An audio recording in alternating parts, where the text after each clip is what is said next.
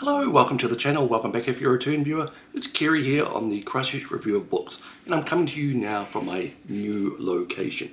I'm not sure about the lighting and the sound here, so this is a bit of a test video for future reference. And it's been a few weeks. I've been sick, I've moved, I've been sick again, and I finally got a new book. And today a little different because of the uncertainty of things and the fact that all my books now reside in a storage facility halfway across the city, well actually out of the city in the location which I won't reveal. Here's a picture. Okay, so most of those boxes in there are my book collection. I have been separated from them, and basically the books that I've been buying until I settled here were mainly ebooks. So today we'll go through a few of those ebooks that I bought for the Kindle from Amazon. Just a little word about each one of them, just to get myself back in the saddle of doing this video thing. Now my voice may sound differently because, like I said, I've been sick. I had some weird recurring flu thing which I thought was COVID, but the tests came back negative, and basically the best the medical technicians could tell me was that you have a virus. And I seem to be pulling out of it the last couple of days. I just needed a couple of days of doing absolutely nothing, not worrying about work or whatever, or moving, and seem to have recovered a little bit now. My voice is a little bit weird though. Anyway, after I did get into this new location, I bought a book from Mighty Ape, and that is Terry Pratchett's book Small Gods. Now it is about the 13th or 14th book in the Discworld series. If I've probably said before, I've only read the first couple of those books in that series. I own about a dozen of them. I've just never got around to reading them. I actually seem to have read more about Terry Pratchett than actually Terry Pratchett's words. So one day I intend to actually read some of the Discworld stuff that people assure me are amazing. Once you get through first few middling works, his books get amazing. Now this one, Small Gods, appealed to me because it seems to be one of the most scathing takedowns of organised religion that you can find in the English language, and it's supposed to be hilarious at the same time. Pratchett was a good guy. He didn't have time for people taking advantage of others, so his target in this one is religion, religious figures, those who think they're prophets or living gods, all that type of thing. So that is Small Gods by Terry Pratchett, part of the Discworld, and this is one of the hardcover series which I think another publisher started way back when, about 2014 or something, and current publisher, there we go, is continuing the series with matching covers, which is really good of them anyway. So I've got about, like I said, half a dozen in this hardcover series, and they look really nice together. Fortunately, this one's not going to be together because the rest of them are scattered in other boxes and bins and in the storage facility that I mentioned before. Anyway, that is the books. So anyway, this new location, I am in pretty much downtown Christchurch City here in New Zealand. I moved from the quiet suburbs into the heart of the city. I'm 5 minutes away from everything, so here's a little bit of footage of what I'm 5 minutes away from. Okay, so there we go, and so as you can see, that is Manchester Street, one of the main streets in the central Christchurch area. Okay, so anyway, on with the show. Okay, so a number of books that I bought over from the Kindle library from Amazon over the last few weeks have gone up a bit. Every day I get a Kindle daily deal thing from them, and some of them are pretty good deal. They tend to be books that were hyped for a while, and then the demand has fallen off, and they're trying to push them another way, and they work out about $2.50 or something in New Zealand. I think they're 99 cents Australian, but they with all the taxes and what have you, exchange rate, they work at about $2 something, and they're pretty good value. Others I have bought full price because these are books that I really wanted to read, and I didn't have the chance to buy physical versions of them. So anyway, starting from the bottom, we have Under Alien Skies by Philip C. Plait. Here we go. Now, this is a book by the astronomer Phil Plait, who is best known as the bad astronomer. Over the last couple of decades, or 15 years or so, he's put out a couple of books. The first one was Bad Astronomy, which became the namesake of his website. At the time, Bad Astronomy looked at all the facts and fallacies and falsehoods and media bullshit about astronomy and space flight and what have you. And Phil Plait became a kind of science educator, spokesperson for astronomy and space stuff, and he was really great. He had, like I said, he had a website called The Bad Astronomer. Went under the wing of several different magazines and publishers, and now I think he's out by himself on a Substack, which I subscribe to.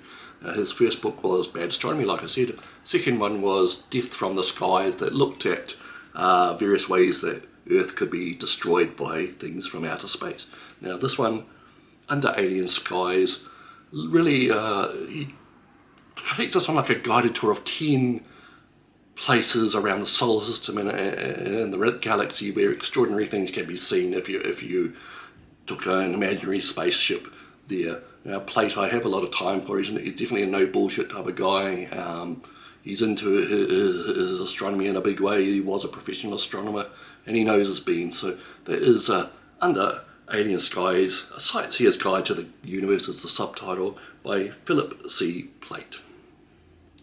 Next up, we have something totally different. Now, I was put onto this book called Some Tales from the Afterlife by listening to a guy interviewed on a podcast which has become one of my favourites lately, called We Can Be Weirdos, hosted by Dan Schreiber, who's a little bit of a media figure in the UK. Now, Schreiber wrote a book called Theory of Everything Else a couple of years ago, which I own but have still not read, and now it's a physical copy in a storage somewhere. I keep repeating this, but I may get an electronic version of it, because I really love his podcast. He's kind of a semi-naive, kind of bumbling figure who kind of has an interest in the esoteric and Fortean, as we call it, paranormal, occult, that type of thing. And every week he interviews some people about these topics, and they're usually really interesting.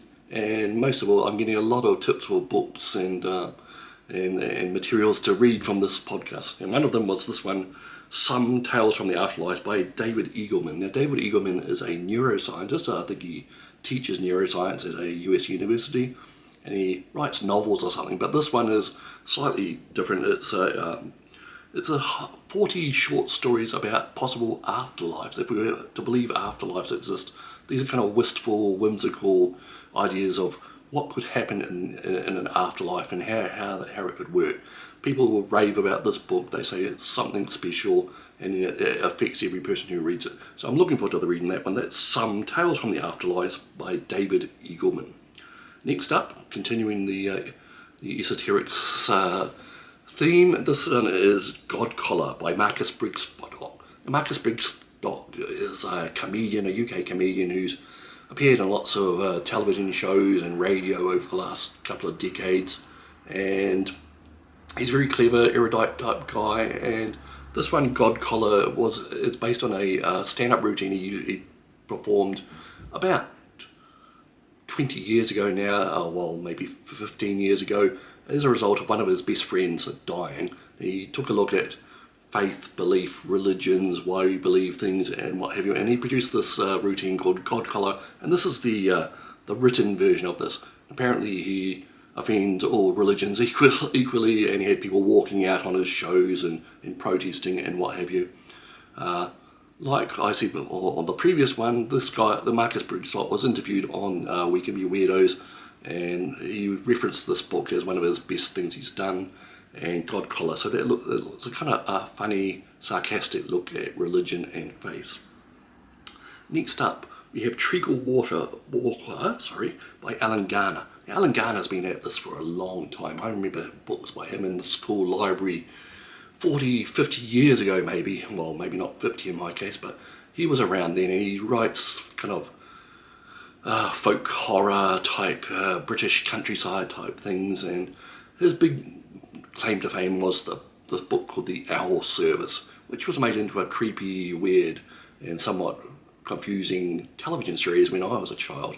Now the owl service was, you know, one of those slow build up, slow moving, but kind of cosmically terrifying type things that involve children and things beyond our control, and that's what he kind of specialises in. Now Treacle won the 2022 Booker Prize. It's apparently one of the shortest books that ever won that prize. I don't know a hell of a lot about the plot. It seemed to involve a young boy called Joseph, who is somewhat not neurotypical, who is autistic or something, and he befriends an old kind of vagrant type guy called Treacle, who teaches him about life and heals him and helps him and that type of thing. That's basically the plot as I understand it. Like I said, I haven't read it yet. This was one of those Amazon 99-cent things. I knew the book got a lot of hype before and after it won the Booker Prize, so that's why I wanted to delve into. Next up, Eversion by Alastair Reynolds. Now I actually own the physical version of this book, and like so many others, I hadn't got around to reading it before it was put into storage. So this was a cheap ebook version. The Eversion is apparently non-typical story for Reynolds, who's usually into the old hard sci-fi. Eversion is kind of like a recurring story over various time periods which have similar themes and names and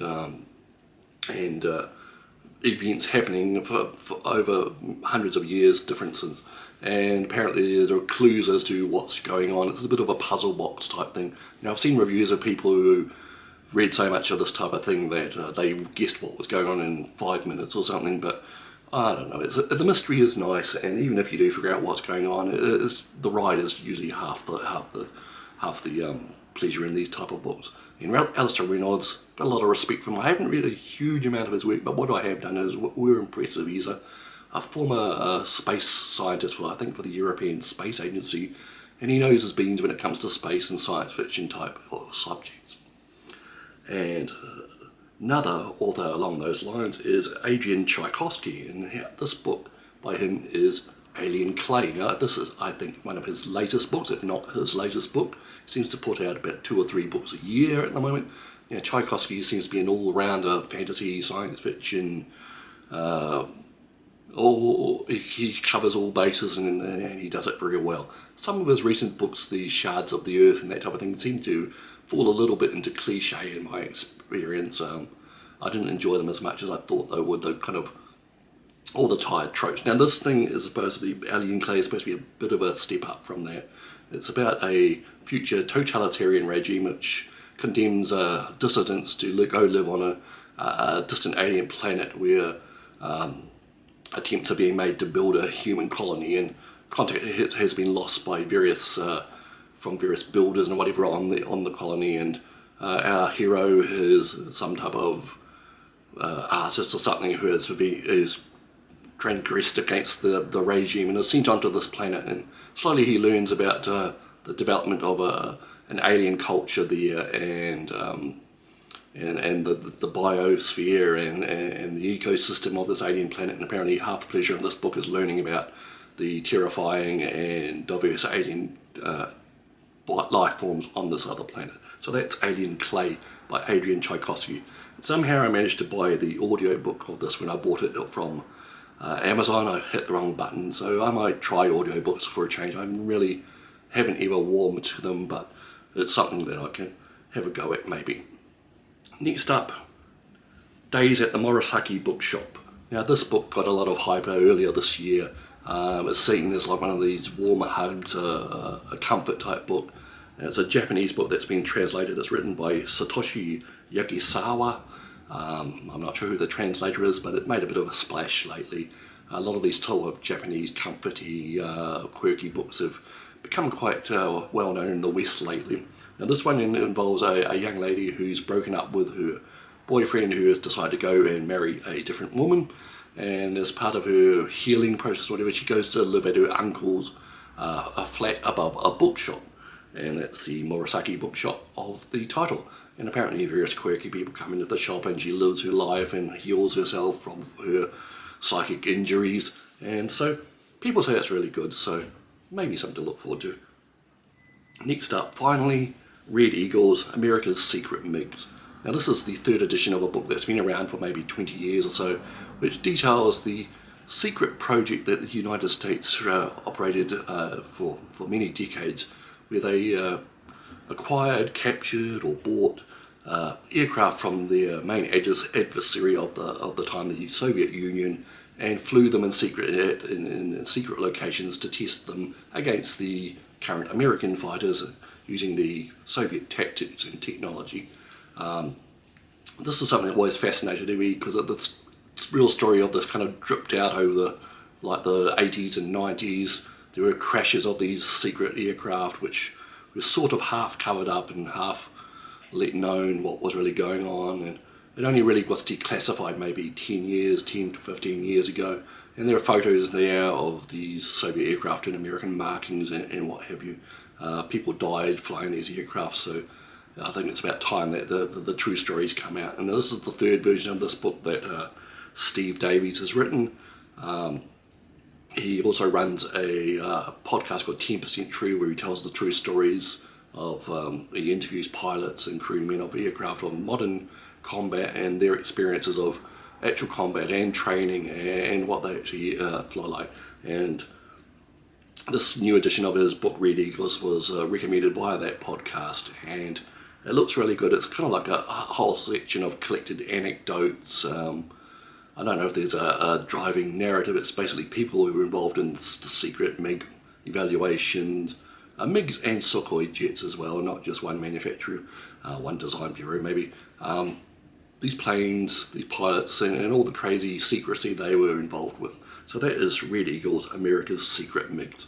So that is the total of all the ebooks that I've bought from Amazon. I've actually acquired other ebooks, other methods as well. I'm actually, my Kindle app is overflowing with books for me to read, and I have read a couple more in recent times since I last did videos.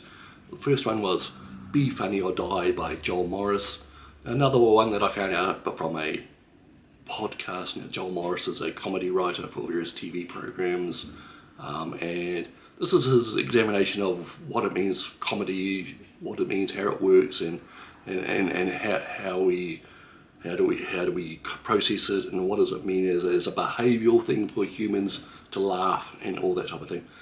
I enjoyed it, but I thought it just laboured the same points over and over again, and it was too long. It was over 300 pages long, and it kind of repeated the same thing. And often I'll do a full review of this soon. It's just finding the inspiration to do it with all everything that's going on. I just haven't been able to sit down and think about these books or relax and write a review and film them. This video right now is my attempt to get back into the swing of things and to see how it goes.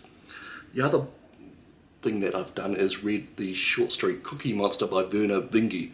Now, I wanted to, before things got a bit crazy in my life, I wanted to mark Vernor Vinge's death in late March. I think March 20th he passed away.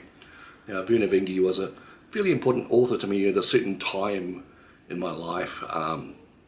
Early 90s, when I was just getting into the internet thing and the Usenet thing, and Vinge's kind of science fiction was attuned to that time. His book A Fire Upon the Deep, which kind of attracted me, was of its time a space opera, broad strokes, galaxy spanning thing, but it used like a backbone of like a interstellar communication network, which was very closely modelled on Usenet that was around in the early 90s, and you could recognise the personalities and the cliches and the responses in this book, which kind of made it more real and more believable, if you can.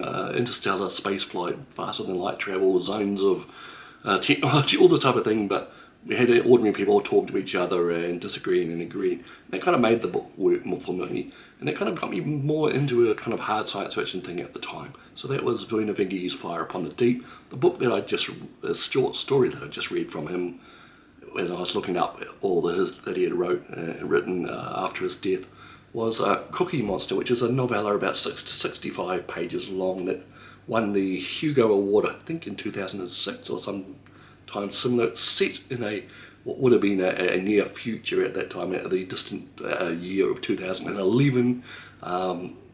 I won't spoil the plot. It's very interesting. and I'll probably do a review of that separately. I wanted to make a tribute to Vernor Vinge.